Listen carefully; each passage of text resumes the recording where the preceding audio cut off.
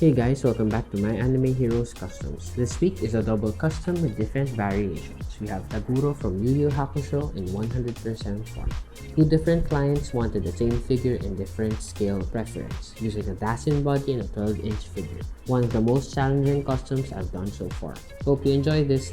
It'll be the 120th commission project. Subscribe if you like watching my videos and if you want to see more builds and customs in the future. Hit that notification bell and like button and comment. It will definitely help the channel grow more and for me to be able to keep on making customs for all of you. Cheers! Let's do this!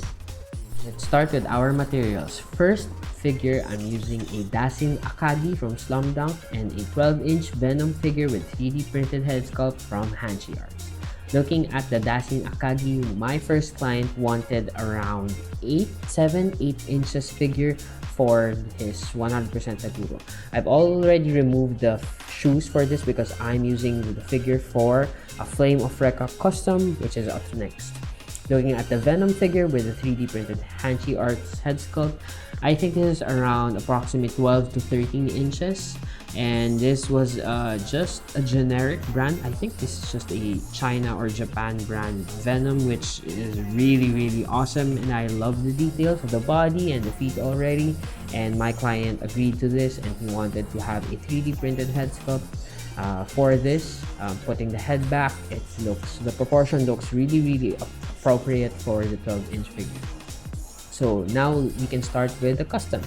First is to spray a primer gray on the head sculpt, and for the Venom body, we'll have to make some pants for him. And of course, the Dasin Akagi, we have to remove the Shoku jersey, the top and shorts, and then now he'll be ready to get template for the pants. Let's go! Here's the result of the 3D printed head with primer gray on. Now we can see a lot more details. We just need to clean it up and paint it with the bot. Now we can start making clothing for these figures. Up first is I've made pants for the Dasin body. I used this template over here on the right in dark blue spandex cotton fabric. Cut two pieces and sew them together. Flip over, and that's the pants for the Dasin. And same exact thing, I used a bigger template of course, and then the same dark blue cotton spandex fabric and sewed two pieces and used my sewing machine, and we'll test it out onto the body. Up first, the Dasin body, it looks really good. I really love the color. I just have to finish and finalize my edges, add a belt, and add some battle damage to the pants, which are like holes and ripped off. The main thing to this body is we need to bulk up the upper body a little bit, so I'm using my epoxy sculpt to sculpt up to make it the body bigger.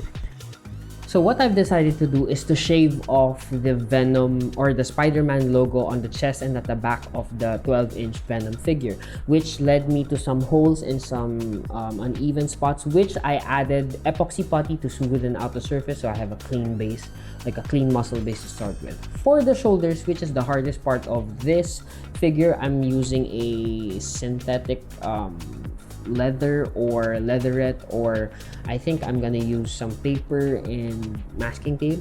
Same thing with the modified Dasin body. So I've bulked up the chest, the biceps, and the forearms. So all I need to do is the shoulders, which fast forward, I think I used masking tape and some foil to get an overall shape for the shoulders. I thought of putting the bulk on the shoulder so that it still has movement, it has some range and articulation. I didn't want to put it on the chest. It was an option, it was a choice, and I made the choice to put it on the shoulders for the Dasin body and for the Venom figure. And now I'll just have to do a little bit of reshaping and resculpting for the faceplates of Akagi, because I wanted my client to have multiple faceplates for the Dasin figure. And I'll just use my epoxy putty for this. Fast forward, this is what the Dasin body looks like. I'm really happy and pleased with the outcome, but it has some issues because it's really hard to have that articulation with those massive shoulders. So I did the best that I could, and also I made the face plates interchangeable. I used the Akagi face plates, added some details onto the side so that it is continuous with the neck, the big neck. I've also remodified the hair sculpt so that it matches more of the Toguro frame and the 100% Toguro form. This is the same technique that I used for the Venom body, only the Venom body has one head sculpt, which is the 3D printed head sculpt.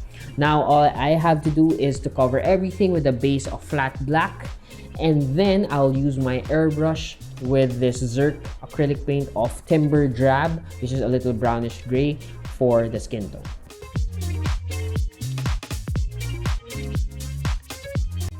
And then finally, 100% Toguro in custom action figure form, done. Let's first look at the 12-inch figure. This is a massive thing. Wow, look at the size of this action figure. I'm really pleased on how it came out. Let's get my tape measure here, and it stands around 13 to 14 inches tall. Holy crap, this is a huge figure.